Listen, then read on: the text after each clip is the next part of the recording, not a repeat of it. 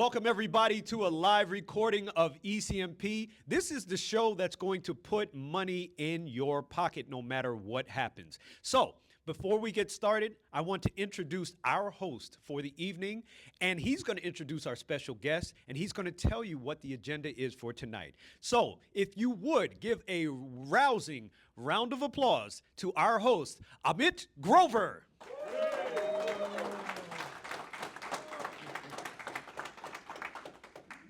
Guys, first of all, I want to say thank you, everybody, for coming. Purpose of tonight was I've had a lot of you who have been concerned, hey, elections are coming, stuff is going to change, we are concerned. The one thing which I've always come back to is, regardless of what happens, doesn't matter. Every 4 years, elections come, regimes change. What happens? How do we move forward? That's where I actually have two experts who have been in the business for 20 plus years. And what I want to basically do is, today's goal is to ask them how they have evolved, how their portfolios have changed. And these are, first, let me go ahead and start with John.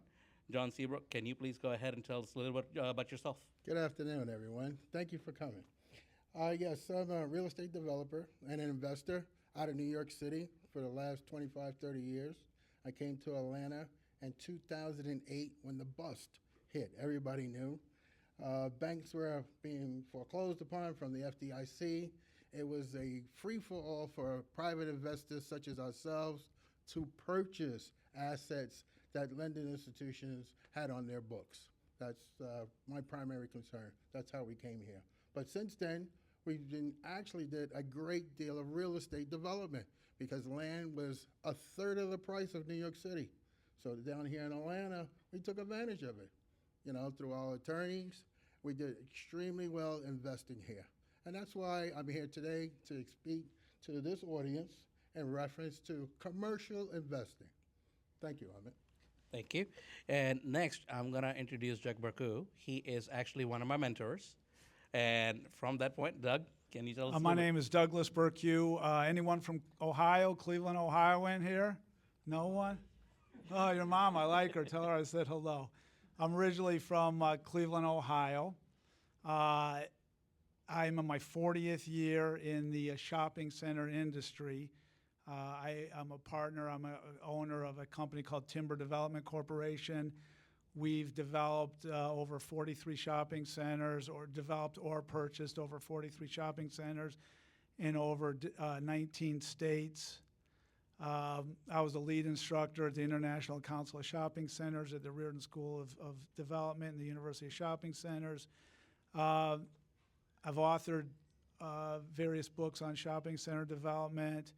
And my greatest accomplishment is that I am the lead retail instructor at Metro Brokers Academy. And all the money that I make on these classes is donated to Piedmont Cancer Center.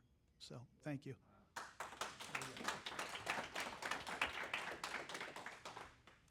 Actually, that being said, why don't we delve right in?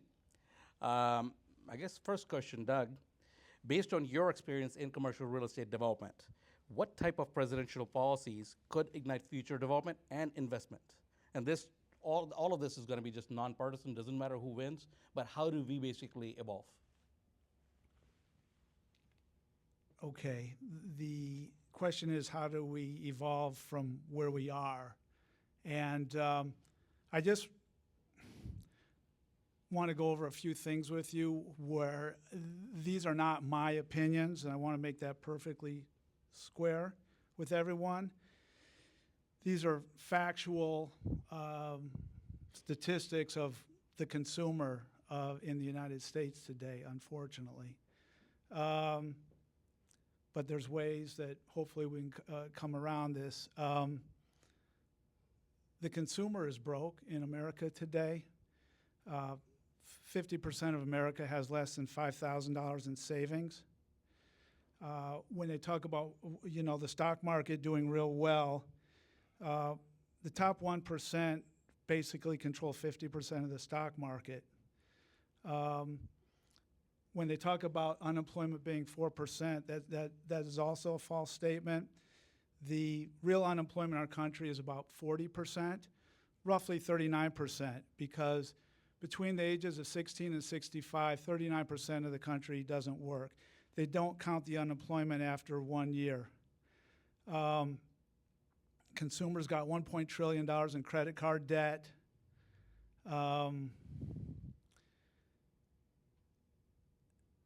So the formula that I've taken regarding some of these statistics that I deal with every day is you have to buy, I'm done, you can't develop shopping centers today. Construction costs have tripled. I have a high interest rate, and I can't get the rents that I need in small town USA. I don't play the Buckhead or Midtown game because your money is made on the buy, not the sell, in anything we do in real estate. So my strategy has always been to be the dominant shopping center in small town USA, because when I started, I was broke, I had no money. So I've concentrated. There's commodity retail, which is Walmart, Target, grocery stores, Dollar General, CVS, drugstores. And there's specialty retailers, which is Hobby Lobby, Michael's, Office Max, Office Depot, TJ Maxx. I have always stayed away from specialty retail. There's too much turnover. And I've always focused on middle-class America, which we'll talk about a little bit later. Walmart, Target, supermarkets. That has worked for me. I don't like to spend a lot of money on land, high construction costs, because if you're developing these centers at $50 a foot, there's nothing but downside. So in real estate, always remember, protect your downside, and the upside will take care of itself. Thank you.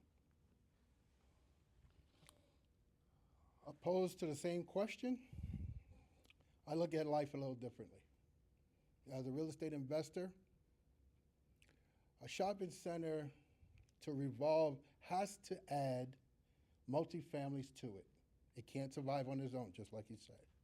If you look at Kennesaw Mall, Alpharetta Mall, Gwinnett Mall, they all went into default during the pandemic. One thing that's going to save them is multifamily housing, single-family housing development adjacent to the mall. That's what's going to save them. As we all know, shopping online is totally different than going to the mall today. We all know that you have to add another component to the real estate mall, which is housing. And we have a huge shortage of housing. Right now, I don't have to tell you, Trump is fourth generation now in housing, in commercial real estate. We don't have to reinvent the wheel. We just have to play the same game. Real estate development. It's not complicated. It's very simple. A child could do it. They can do it on their iPad. Very simple.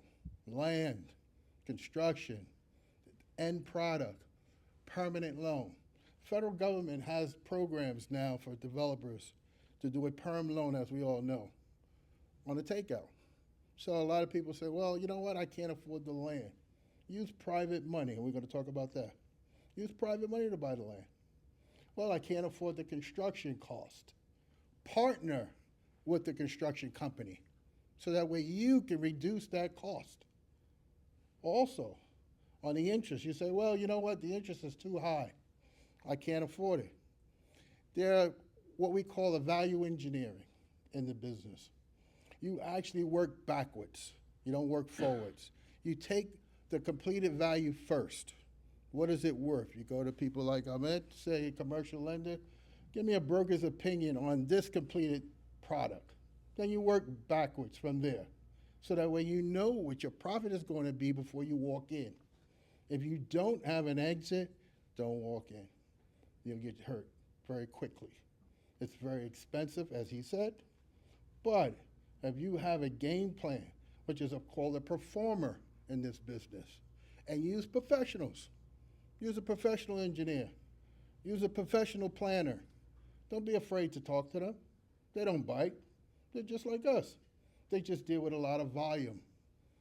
Now, if you're afraid of Walmart or any of the big boxes, start small. Do a strip mall. You'll do a lot better, and you can control it. Because you know Walmart, they're going to dictate to you what they're going to charge you. But as a strip mall, you've got a little bit more elbow room, a little bit more flex. So in my personal opinion, there are different ways to develop and control the cost, because that's the most important thing on the way in. Your exit is more important. Now you say, well, I don't want to hold this for long term. There are REITs, Wall Street groups that will buy that product once you stabilize it. So you don't have to be in for the long haul. You're going to be in 3 to 5 years after completion. And sell it. Take your proceeds and do it again. Trump did it. He continues to do it. Why can't you? Thank you. Doug, so next question. From your perspective, how might changes in the administration influence both interest rates and, specifically, what are the potential implications for commercial real estate investments? Can you give a couple of examples? John made some great points, and building in Atlanta or New York is going to be different than building in Minot, North Dakota. One of the problems with malls, and I completely agree with John, the demise of JCPenney and Sears was the demise of the mall. Amazon or online shopping is probably about 17% of all online shopping. In its peak during COVID, it was about 20%. The problem with a lot of these malls is the anchors like Macy's, Dillard's, they have what's called a restrictive easement agreement. And what's tied up a lot of the mall redevelopment is Macy's wants to operate a retail store there, and they want the retail component there. So when you are looking at buying some of these malls, if you go that route, make sure that you're looking at the restrictions to take the risk out of development. If Dillard's or Macy's says no, then walk away from it. That's what's tied up a lot of malls. I can't go and build a Food Lion shopping center in small town Georgia and expect to get $30 rents. So as I said before, I'm buying existing centers right now at 8 cap rates and above in Arkansas, Illinois, smaller markets, and I always seek 20% vacancy or more, because I'm buying these centers at 8.5. We just bought a center in Monticello, Arkansas in 1 year. We made $3 million in 12 months. I bought this center like at a 9 cap rate, 30% empty. My background is leasing. I leased it all up, and we sold it. At my age, I'm past holding on long term. I have a lot of properties that we still own and paid debt down. But at 65, I want to get in and I want to get out, because there's too much risk involved if your anchor's close. Thank you. So John, just to repeat, how might changes in the administration influence interest rates, and what are the potential implications for commercial real estate? Well, to be honest with you, the presidency race has very little on the commercial product today. It's the local municipalities that control the zoning, the changes. It's not the federal government. So everybody's beating the horse saying about the president this, president that. No, it's the local zoning board. They control what you can build and cannot build in the community. So you have to sit down with the board or sit down with the local mayor and determine what can we do in this area. Now, my advice is, why select something that you got to do a variance on? That's an aggravating process. Select something that you don't have to do a variance on, where the local municipality can't stop you from developing in that area. And when you say a variance, so that everybody understands, you're asking the local municipality to change the rules. A lot of times they say no. So if you've wasted third-party reports, architecturals, performers, engineering, you wasted a great deal of money. So, to avoid that hole that you're going to walk into, go to an area that permits that zoning. So now they really can't stop you. All you have to do is follow your drawings, architectural engineering, your third-party reports, and you'll get your approval, and you proceed from there. But most of all, use professional people. It's very important. Without it, you're definitely going to hurt yourself. And I like to piggyback on what he said. The sale is in the purchase. That's your profit.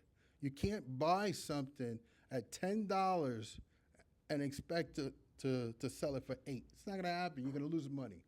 You got to be able to buy it less so that way you can eventually sell it for a lot more. There's two ways to raise equity in a deal. Either you buy it, such as he did, or you pay for it and you hold on to it and earn it. There's only two ways to do it. As I said, a child with an iPad could do this. What we have to do is turn the tables now. We have to use what we have so that way we could benefit our children and grandchildren. It's important for us to leave a legacy. As we all know, this world has changed dramatically in the last 20, 25 years. Everyone is complaining. High price this, high price that. So the only way to combat high price is to start charging high prices for your product. There's only no way to do it. There's the only way you're going to survive.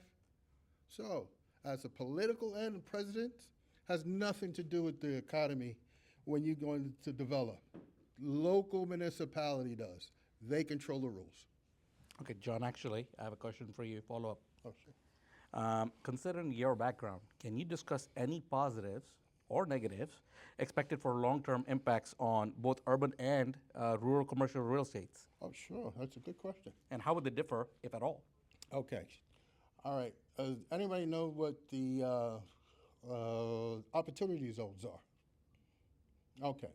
Now, opportunity zones are designed from federal government and governor's office to give the investor, such as ourselves, tax-free on your profit. Do you know that? So the money you put in, the money that you make from it, you're not taxed on it. That's a golden rule for an investor. He puts all that money in his pocket. He takes it and does it again. Opportunity zones. Now, they have more of them in the city, urban areas, than they do in the rural areas. We have a housing crisis. We must be able to take that same opportunity to the rural area so that way we can expand it. Good example. Look at downtown Atlanta. They keep building on top of each other. How many cars can they put on top of each other? It's ridiculous now. You gotta start going out to Gwinnett. You gotta go out to Dawson. You have to go out. You can't continue to keep building on top of each other. You can't. Look, a great example. Look, Hateville. Look how they developed Hateville. 20 years ago, it didn't look like that. It looks beautiful. They have commercial, residential combined, opportunity zone. You're going to have to be able to do the same thing in rural areas. And one thing I'm going to actually add is, for those who don't know, I actually started a YouTube channel a couple of months ago. Each 2 weeks, we actually have new topics to educate people, to make sure people understand what some of the challenges are, what are some of the how to get started. What I would like to basically say is we actually have a section dedicated to opportunity zones, to actually reviewing the financials, to reviewing how to basically see what works, what not. But that being said, Doug, question for you. How have lending practices affected both your projects historically, and what shifts might you anticipate following the election, and why?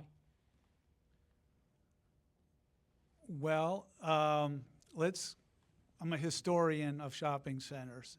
So let's go back to the 40s, which was the boom days of the shopping center industry, if you want to call that. World War II had just ended.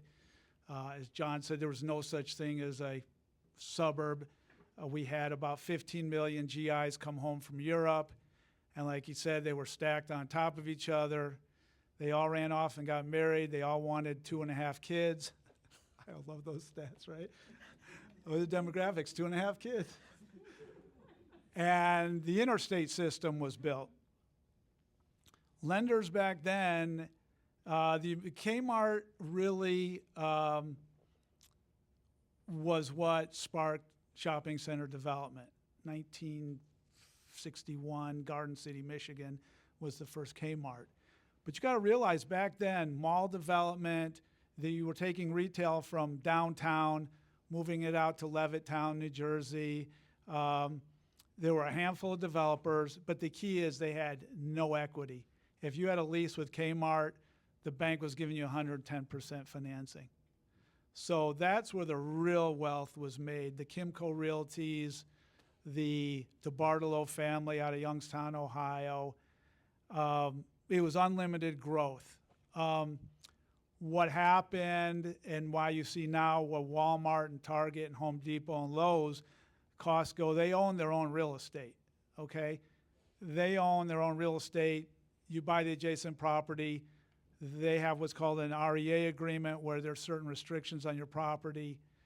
So that happened because developers started having to put equity into deals, and it slowed the retail growth down.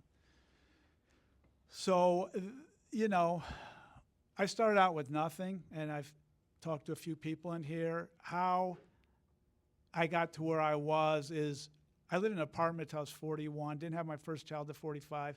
My second kid till I was 50. I just kept rolling my cash, just kept rolling it. You know, I'd sell a center, I wouldn't spend it, I just keep rolling it. And that's how I became into 43 centers. Let me make a point, you don't have to own 43 centers. You can own 7 centers and create a very nice lifestyle for yourself. But as far as the question is, in today's world, with lending, lenders now want what's called, they want 30% equity down. It's called loan to value ratio. Cap rates are high because they're going to value the property on a high cap rate. But what also lenders are doing now is if I go to PNC Bank to get a loan, besides giving them equity and getting 30% loan to value on a high cap rate value, they want me to put $500,000 to $1 million with their bank in a fund. So I'm getting crushed on the amount of equity that these lenders want. John, same question for you. He's absolutely correct. The FDIC banks have actually closed their doors to investors and to developers. So hedge funds out of Wall Street have really raked it in. Now what they're doing, yes, you have to put 30% liquidity into the deal, but that 30% can be used as the land acquisition, it can be used as soft cost, it can be cross-collateralization on other property. There are other ways to reduce that high 30%. As an investor, you can also bring in equity partners to reduce that out-of-pocket expense to you. And let's say you got 3 partners. Everybody puts in 10. But there's a different way to actually skin this cat. Let's say the acquisition of the dirt first, because if you don't own the dirt, you can't do anything. Now, let's get an architect engineer involved. Let's give him 1% of the deal plus his expenses. Okay? Now, let's get a general contractor that's going to build it out. Let's reduce it by partnering with him, a JV. Joint ventures are done all the time to reduce the cost. Now, your exit strategy, like I said, is most important. You don't walk in unless you got an exit. If you know you're going to sell this product for a certain amount, you can't exceed a dollar amount. You need a performer. That is so important. People are not going to local financial institutions anymore to develop. Those days are over. Banks don't want to take the risk. So private investment groups, yes, they're 8, 9, 10% interest, but you could pass that cost on to your end dollar. If you are a savvy investor, take your time, look at it, bring the professionals in to help you. Because let's face it, Bank of America is not going to do it, Chase is not going to do it, PNC is not going to do it. So to make this deal work, so your bottom line is not 14%, 17%, 18%. You mean to tell me you're going to throw away that deal because you're not going to reduce it 5, 6%? I wouldn't. I'd take that deal. But I bring in other partners. And that's what joint ventures are very good for here in Atlanta. You open up an LLC, you bring in a couple of partners, you put it in writing with an attorney, such as this gentleman in front of me, and everybody proceeds with their expertise. And I guarantee you, you can make that deal work. You know, there's development, which we've both been involved in, and there's redevelopment, which we've both involved in. The problem with development is when you're a small person, okay, and I study REITs all the time. I always look at what the big boys are doing, and very few are building ground-up development. The goal out of this class is to create some wealth, hopefully for everyone. If not, maybe we light the fire of one person. When you're developing a Ingalls shopping center with shops, by the time I meet the landowner, and by the time I'm actually collecting rents and making money, it's a 3 to 4 year process. If you want to start out fast and make money in today's world, buy existing properties. That's how you got to do it. I'm out of the development game. I made my living developing ground up when it was good, and I was getting a lot of assignments from retailers, go to this town, go to that town, and it was great because I could live out of the road, which I did. But in today's world, I'm not getting many assignments. I want to continue to grow my wealth, and that's through buying centers. It reduces your risk by 90% because I'm not sitting there putting land down on the land, rezoning, having to drag sewer lines and water lines a mile to the site, hitting bad soils, sitting around for a year to get my DOT, Department of Transportation permit. I buy a center, I do my due diligence on it. You can talk to him, he's been to my classes on I teach how to buy centers. And it just takes a lot of risk out. In 90 days, I can close on it, and I'm making money from day one off the cash flow, plus increasing the net operating income by just leasing. If you're really good in retail leasing, that's all you got to do, lease it. But we can discuss, you know, how to underwrite those at a different class. So Doug, actually I have a follow-up Okay. for you. So as a shopping center expert, what policies do you foresee in retail space after the election, and how should investors prepare no matter who wins? Okay. Like I said earlier, I'm very concerned about the debt of the United States and the effect that, I don't want to get too deep into this, we're $35 trillion in debt, spending $1 trillion every 100 days, okay? How's the government raise money? They raise money through taxation and selling treasury bonds, okay? The interest on the debt of this country right now is 40%. All the revenue that's being taken in, 40% of that's just paying the interest on the debt. Neither Trump nor Harris even talk about it. No politicians talk about it because they don't want to cut government spending, because they want to get their 4 to 8 years, get their parachute big money, and move on. But it affects the developer with high interest rates because, again, we can't tax our way out of this. It's impossible, and politicians know it. That's why they keep on passing debt ceilings. And I don't want to get too deep into BRICS. You guys understand Brazil, Russia, India, China, South America. They're moving away from the US dollar. And once the US dollar is no longer the world currency, you're going to have super high inflation. And inflation today is hurting the consumer. That's why I pointed out my strategy is I'm buying Dollar General, Walmart, Target centers. I'm buying middle America at cheap prices where rents are affordable. I stay out of California, New York. Property taxes are way too high. If I buy a freestanding restaurant in California, they raise the minimum wage to $20 a foot. That operator can't make it. So you got to be really, really careful of where you buy and what state you buy in. and watch your operating costs. I own a lot of centers in Minnesota.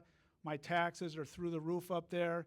My retailers can't afford to pay it, and they're triple net, and I end up coming out of pocket for that. So my point is, buy cheap, buy middle America, and watch your operating costs. So, John, if a new administration increases or alters the infrastructure spending, what would be the effect on commercial real estate property valuation? Probably, it would definitely reduce the developers in this game because we work on a small margin as it is, but the numbers are very high. So what actually happens is, as he said, there's another way to actually reduce the cost to the end buyer. And I'll get into this, what we call a lease back. You will hire a firm to actually build it out instead of either buying an existing condition, and we lease it back to the investor. Most medical centers are done this way. Some government buildings are done this way. This is another way to actually reduce the upfront cost from the person who wants to occupy a commercial building or maintain a commercial building. Now, in the event that some, whether it's Republican or Democrat, if they start increasing, like you said, the interest, which is supposed to be controlled solely on an independent scale, but it's not. You know, we all have a politician that says that we can get a discount if we elect this person, or we can reduce the interest if we elect that person. But the bottom line is, it's not gonna happen quickly. To be honest with you, this half a point that we got now. Did you see a change yet? I haven't seen a change. It's not going to happen anytime soon. It takes time. This real estate business is a 3 to 5 year cycle. You have to work at it. It's not, a quick fix, so to speak.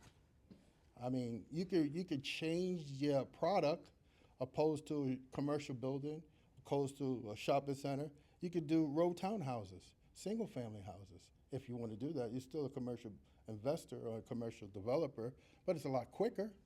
Your end product is a lot quicker because, as you well know, Uncle Sam will do a mortgage for 3.5% down to most end homeowners, and you're able to do a row townhouses or a single-family house development.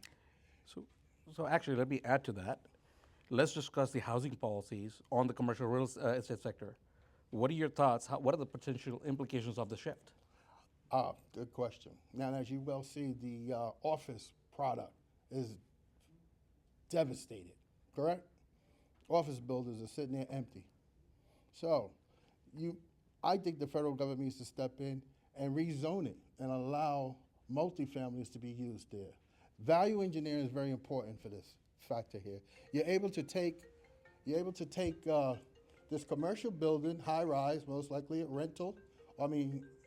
Sorry about that. No problem. You're able to convert this office building because it has fire, it has parking, it has electrical upgrades, it has HVAC upgrades. All you have to do is move the curtain walls around, and you're able to have apartments now. Housing, which I guarantee you, if you're able to change that zoning into residential, and in some cases, they will allow that because they need the housing. I guarantee you, that building is already up, just as this gentleman said. It's already standing. It's freestanding. So now you need an engineer and an architect just to take down the curtain walls, move the reflected ceiling plan, put in your fire suppression system a little different according to the floor plan, and you'll survive. There are other ways to resolve problems. But to be honest with you, what I consider here, is more like a think tank. This gentleman has a great deal of knowledge in shopping centers. He's able to express what the concerns are. He's able to actually divert you from the problem before it becomes a problem.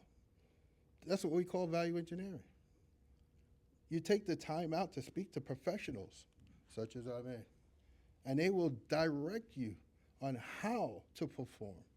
So that way you missed all of the damaging problems that so-called beginners, because to be honest with you, it is a lengthy process. It's not fast. Great points there. As John said, the key is surround yourself with experts, okay? If I'm building a Publix, I'm hiring a Publix contractor because he knows the building. I am neither a Democrat nor a Republican. I am an anti-communist. That's my political party. Sort of like Mr. Wonderful. I want to know what direction we're going in because I'm an investor. That's all I am. That's all he is. Okay? That's all we really are. One of my concerns, again, I don't think our biggest enemy is China or Russia. I think our biggest enemy is within ourselves. And in my opinion, it's called debt. And I want to go over a few fallacies, okay? Because it does affect me as an investor on where my money is going. If you took every dollar, they keep on talking about taxing the rich, taxing the rich, taxing the rich. Okay, I pay federal income tax. I pay state of Georgia income tax. I pay a tax in 19 different states. The top 1% are paying 45% of all federal income taxes. The top 10% are paying 76. Okay, if you took every single dollar from the wealthy, Elon Musk, Bill Gates, all these guys, it will last 8 months of government spending. That's it. Forget about the taxation. We cannot tax ourselves out of this. For me, and I've talked to Crystal about this, there's 3 phases to money. There's making money, there's rolling your money, and the third step is protecting your money. I'm very concerned about what's called the estate tax, the death tax, which I deal with. It's double taxation. It was started in 1915 to pay off debt from World War I debt. And as we all know, there's no such thing as a temporary tax. Right now, as a married couple, the number is at, for married couple, 21 million or so. Single, it's 11 million. And again, I don't mention names. One of the candidates wants to bring it down to 3.5 million. Okay? So in other words, if you're an MBA guy and you're making $100 million, right off the bat, you just paid $50 million in taxes. The first 3.5 million will be tax exempt. Then he's got to pay 45% of that money between 3.5 to 45 million. Okay, that's the death tax. That's the estate tax. It's a job-killing tax. All taxes are job-killing. If John and I are buying shopping centers, okay, or developing and we want to sell, and the tax, the capital gains tax, one of the candidates wants to raise, it's currently 20%, my income bracket wants to raise it up to 28%, I'm not going to sell because I'm not going to pay that tax. And it slows economic growth down, okay? Taxes do nothing. Government doesn't create jobs. The government takes from me to give to a guy to build a road. That's not job creation. Job creation is this guy here going down to DeKalb County, buying a rundown apartment building, hiring a contractor that hires subcontractors, that buys material. That's creating a job. So whatever economic group you're in, inflation is a tax on the middle class. When they say we're not taxing the middle class, you're getting slaughtered right now with inflation, which is a tax. So again, I'm not here to tell you who to vote for, but as an investor, I'm looking for where does my money go? Does it sit on the sidelines because I'm not going to pay that 8% extra? Or do I go to a tax-free state like South Dakota, build a center there? Or I go to California where I got to pay 14% state income tax? So taxes are important when you're reviewing markets to develop in. Welcome back to ECMP.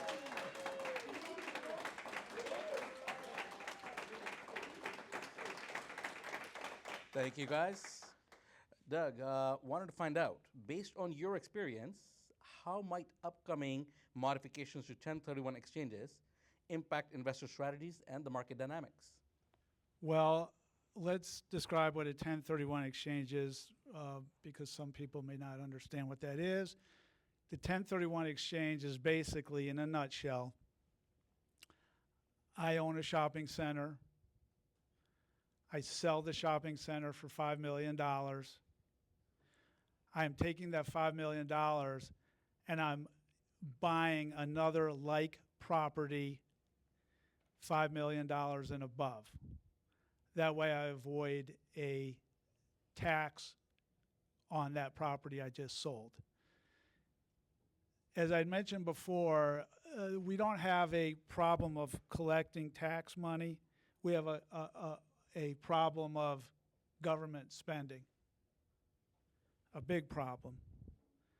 And I know John's been talking about housing. A very concern for me on housing is one of the candidates is proposing was it $25,000 credit for first-time homeowners, which on paper sounds great, but who remembers 2008, the real estate debacle that was caused by people who couldn't afford housing?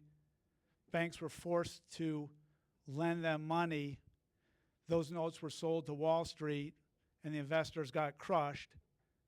And who got bailed out? Wall Street, not John and I, the little guy. So if you get rid of 1031 exchanges, it will bring real estate to a grinding halt. It will halt all investment sales. John? He's absolutely correct.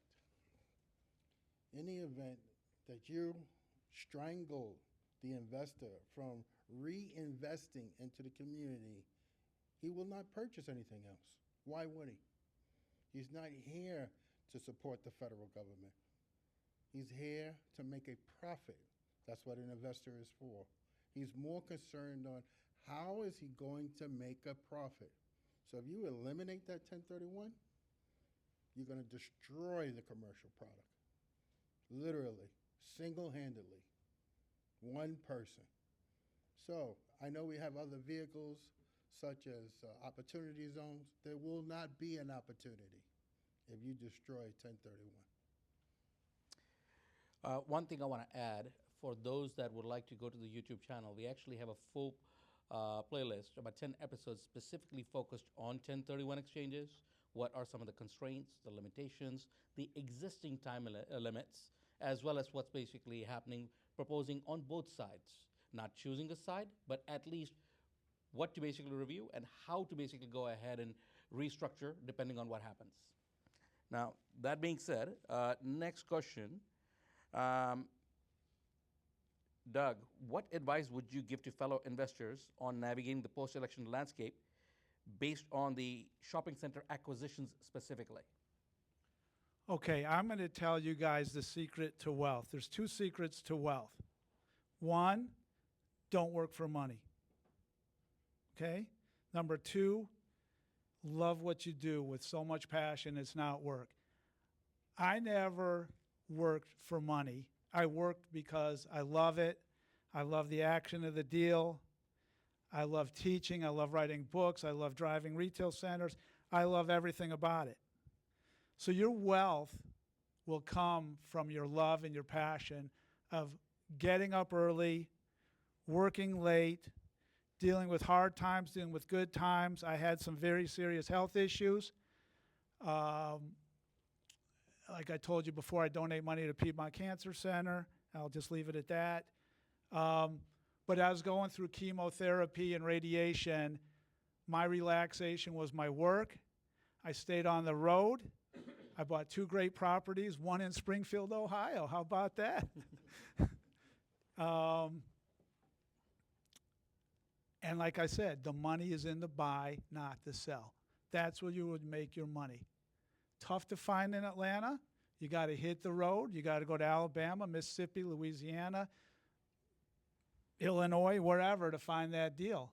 But if you want it financially, be set for whatever your financial goals are, it takes a lot more than just working 9 to 5.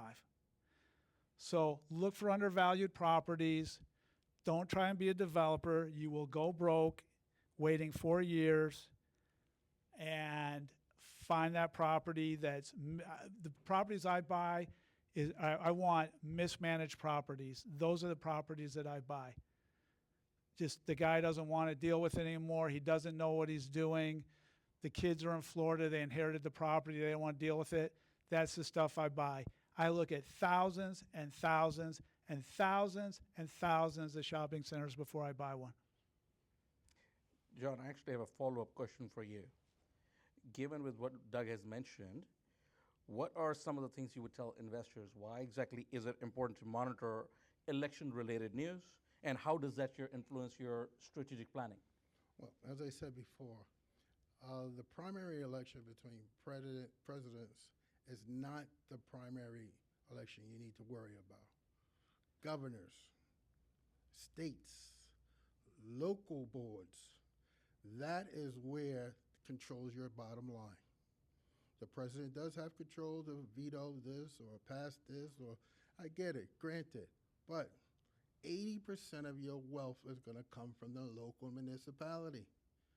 That decision is vital to your business, whether you buy or sell, whether you get a permit or you don't. It's not, everybody is pretty much blinded like a deer with lights with this president election. It's not. You're missing the point. The point is what controls your permission for that permit. President doesn't control that. Local municipality controls it. That's where your money is going to be. If he buys a shopping center and they change the zoning, then what? Is he going to write a letter to the president? What is the president going to do? Nothing. The local municipality controls your wealth. Okay. Follow-up question, Doug, how do you assess the impact of each candidate's proposed policies on both banking and financial regulations concerning real estate funding?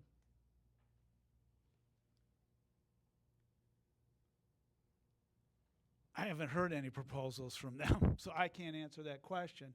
I will tell you, from a lending point of view, I stay away from the big boys. I stay away from Bank of America.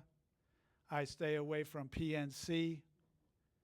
The lending that I go to is in the town that I'm building, that I have a relationship with, the small town lender. Because I will tell you, when COVID hit, I lost $1 million. The big boys didn't help me at all. None of my tenants were paying rent. I was bleeding $350,000 a month in mortgage payments, okay? The local banks, I went and talked to them. I told my partner, I'll handle the tenants, you handle the lenders. And the small-time lenders said, make half payments or we'll halt payments for 6 months until this gets established. Because what happens with the big lenders, you got to understand one thing about banks, okay? Banks are as corrupt as the government is, okay? I'm telling you, I've been dealing with them for 40 years. They're taking that note and they're selling it to Wall Street, which is called a hedge fund guys are buying them and they're selling them, or Wall Street and commercial mortgage bank securities, CMBSs, okay? I don't want to get too detailed about debt coverage ratios and things like that, but if you're not reaching a certain threshold in rents, they put a lockbox on your loan and they collect all the money and bump you out. So stay away from any big bank at all cost, at all cost. You got to understand how banks work. They're putting spreads on the money. If the interest rate's at 5%, you're not getting that money at 5%. The bank is lending it at 5%, but they're putting 3%, which is called points, so you're borrowing that money at 8%. That's how banks make money, through fees, by putting spreads on loans, okay? They're in the business to make money, okay? So be really careful, and again, deal with the local mom and pop bank if you're going that route. John, Same question? same question. Oh, as we all said, or we both said, he's absolutely correct. The big banks, Bank of America, Chase, all of them, they're not going to deal with you on that level. They have no reason to be honest with you. They're not going to make enough money for their spread. The local bank will. The local community will. That's where your strength is. That's where you're able to say, well, I need a debt consolidation because my mortgage is 18, 19, $20 million on this portfolio. I need to refinance this. They're going to look at your NOI, net operating income. If you can't service the debt, they're not going to lend it to you. Very simple. It's not complicated. So, as a local institution, you can start separating that portfolio and go to a local bank and say, well, I want to cherry pick these 10. I want to refinance this amount of money. And they'll grant it to you because it's a local bank. Some of them have ceilings, but yet that income producing property that you pledge to them, they'd definitely be happy to accept it. Why? The Reinvestment Community Act from that local bank has now complied with the federal government to get more money to lend more to the community.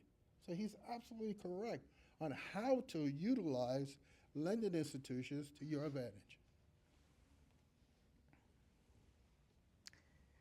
So, next one, Doug. What strategies do you recommend to safeguard the actual real estate and shopping center investment against potential volatility from any election outcomes? There was a very, very wealthy man that once told me, watch your pennies and the dollars will take care of themselves. And I never forgot that. You have to be hands-on. If you're getting in real estate and you think it's sexy and you think it's cool and cute, I got news for you. It's a grind. 40 years I lived out of suitcases, from Minot, North Dakota to Monroeville, Alabama, and every other hick town in between. Okay? It's been hard, difficult, grinding work. Okay? It's not about having a nice house or watches or anything else. You have to be a hands-on operator. Like John said, the government's not your friend. If they're your friend, ask the American Indian how that worked out for them. Okay? The only person that's going to make you successful is yourself. And the 5 people you surround yourself with. You will become the 5 people that you surround yourself with. So if you got a partnership, your shopping center is only as good as its partnership. You have to surround yourself with really smart people that you trust, because it's up to you to make or break your life. Not the government, not the banks. What's meant to be is in your hands. Yes, sir. Well, as a real estate developer, we look for opportunities. Some are being foreclosed upon, some are pre-foreclosures, some are tax liens, some are sales from the county clerk's office, as we all know. There are different ways to actually raise or purchase a profit, because that's what you're doing. What we try to stay away from, which at least I try to tell everyone that's in the real estate business, is know the product, know the business. Don't just jump out there and say, well, I'm a developer, or I'm a realtor, or I'm an investor. Because to be honest with you, it has nothing to do with the federal government. Zero. The opportunity is in yourself. You have to love what you do. Real estate, I mean, no matter where you go, it's around us. I have a joke. I say, what is the first, everyone, what is the first profession in the world? Does anyone know? Real estate. God made the world.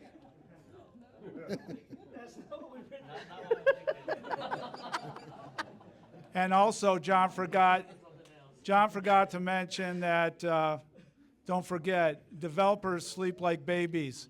Half the night they're up crying. All right, on that note, last question. Could you guys share how you adapt risk management approaches in your projects in light of both economic and foreign policies proposed by both the candidates.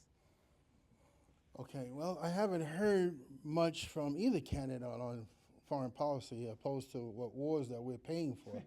That's about really where I'm at. And someone worked at McDonald's. That's about what I know right now. Okay. But needless to say, from my personal point of view, um, if either candidate wins, God bless them. But one thing I do know is that if we don't start working together, I mean everyone, all Americans, we will suffer the consequences. That I could tell you. I've seen it time after time. You saw 2008, what we call blood in the streets. The banks took all the money, invested it to where they wanted to, called the notes due to people such as us here. We lost our shirts. We had to go renegotiate. Unfortunately, a lot of people suffered. On the other hand, as a private lender such as myself, I started cleaning up.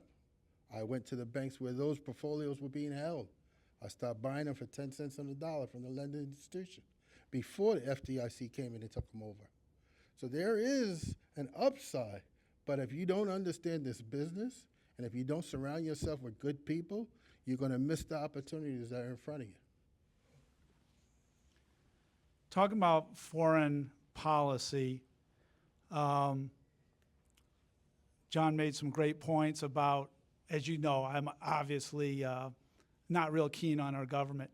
Can someone here tell me about the war in Congo? Million people dead in Congo, Africa. Million.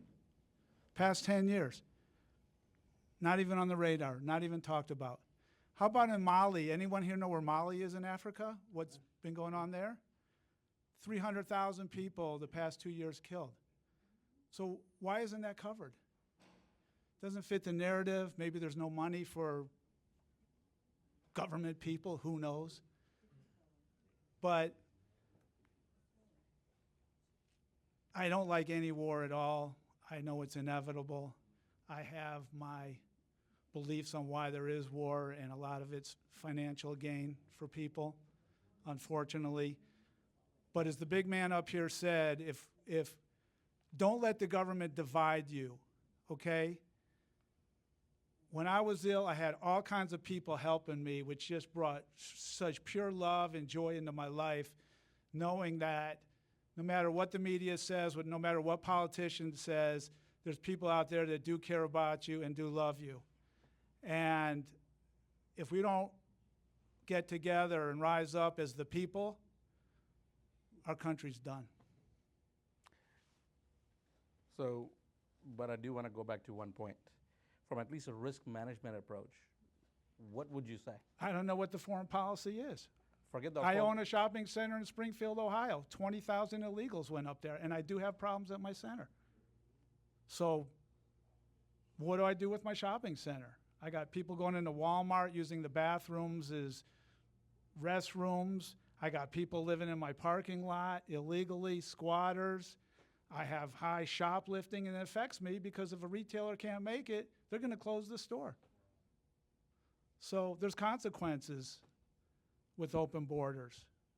We are U.S. taxpayers. How are we going to put 20 million more people on Medicare, Medicaid without the entire system collapsing? You can't tax your way out of this. So be careful where you buy a shopping center, and that's all I can tell you. It's a crapshoot where these people end up. So, you know, I got an issue with Springfield, Ohio now. Got it. Well, guys, first and foremost, I want to have everybody at least please give a round of applause. Hey guys, my name's Crystal. I'm over here, and we had a full evening with Amit, Doug, and John. They're all a wealth of knowledge. Amit is super helpful in helping you pivot through the real estate world and just gaining knowledge. I feel super confident in making my first investment into the real estate realm, specifically into retail. And I highly recommend you go and check out ECMP on YouTube. Amit hosts it. It's a really good show. You got to check it out. Good evening, guys. My name is Kamal Mahanti. Really enjoyed the ECMP talk tonight. Really thanks to the organizers, the MC, Amit. Great organization, excellent questions, very relevant. We are heading into elections. I think this was a very relevant topic for us investors. John and Doug, tremendous amount of experience and knowledge, were able to kind of walk us through, guide us a little bit, and talk about the real estate market in the current conditions and also past election a little bit. It's always relevant. Very good questions. Excellent discussion. Learned a lot. I'm going to come back again. Thank you. Night. Hi, my name is Jasmine Blanning, and I attended the live session tonight of ECMP. And the greatest takeaway that I've taken from tonight was when Doug spoke about specializing in real estate, knowing what your niche is in real estate. And the fear that I was able to overcome is to not be afraid of going into real estate. You know, there's industry, there is office space, there's multifamily, different specifics that you can dive into. But finding your niche, when you find out what you love to do, it's no longer work. You know, you love what you do. And when you love what you do, you find joy and passion in it. And that's how you're able to make more money. So you never look at it as a paycheck, but you look at it as your growth, your investment. So when you invest in your passion, it's no longer work. So that's what I took away from this, and I can't wait for the next session. Thank you. Hi, my name is Dr. Samantha Brown Parks, and I'm a medical doctor, and I came with my friend today to the live taping of the ECMP seminar. And I wasn't really expecting to do much in real estate. I grew up in real estate because my parents had rental properties, and it was my job as a teenager and young adult to collect rent. So for the past 30 years, I've actively avoided being involved in real estate. But I have to admit that after this seminar, I'm considering going back into my parents' profession and getting some rental properties of my own. So thank you very much.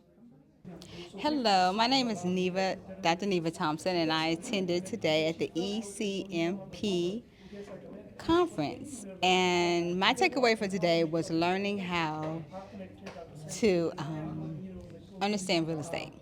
But I had to understand if I was going to do a 3-year, 5-year, if I want to do multi-generational. And my takeaway was is I wanted to do multi-generational. And the way I do multi-generational is understanding a niche, how to start it, and my exit plan. One thing I want to do, because for my multi-generation, is invest in multifamily properties, something like Section 8, or for anyone that's over a certain age group. So that was my takeaway for today, and I appreciate everyone that really taught us these things, such as Doug, and they was very great mentors, and I hope to come again. Thank you. Hello, my name is Amber Connor, and I attended the ECMP event tonight, and this is what my takeaway is. I learned an extreme amount when it came to how to properly invest your money and when to hold your money and when to actually make a few concessions in what you thought your future plans would be and move with the market and move with what is best for your bottom line and where you find that your investment will be better suited. When it came to hearing about reusing properties that were already in existence rather than taking an empty piece of land and building from ground up, learning about how you can actually properly cut corners to reduce the stress and have a great turnover rate where you start to make profit faster than you would traditionally. I learned a lot and hope to learn more from this series and enjoyed everyone's thoughts on the matter and the fact that we had some experts up here giving us real time experience where they were able to delve into why they chose to do what they did and how they became successful in doing so, as well as how they worked with local states, counties, cities, and were able to integrate themselves into a community, into the community bank, and into that area so that they built a strong relationship. And when hard times came, they could actually navigate that situation better than if they would have done it the bigger traditional way. And I really appreciate their approach and how they spoke to it. So thank you so much for this event tonight, and I hope to learn more. Let's keep learning, keep planning, keep it real. Stay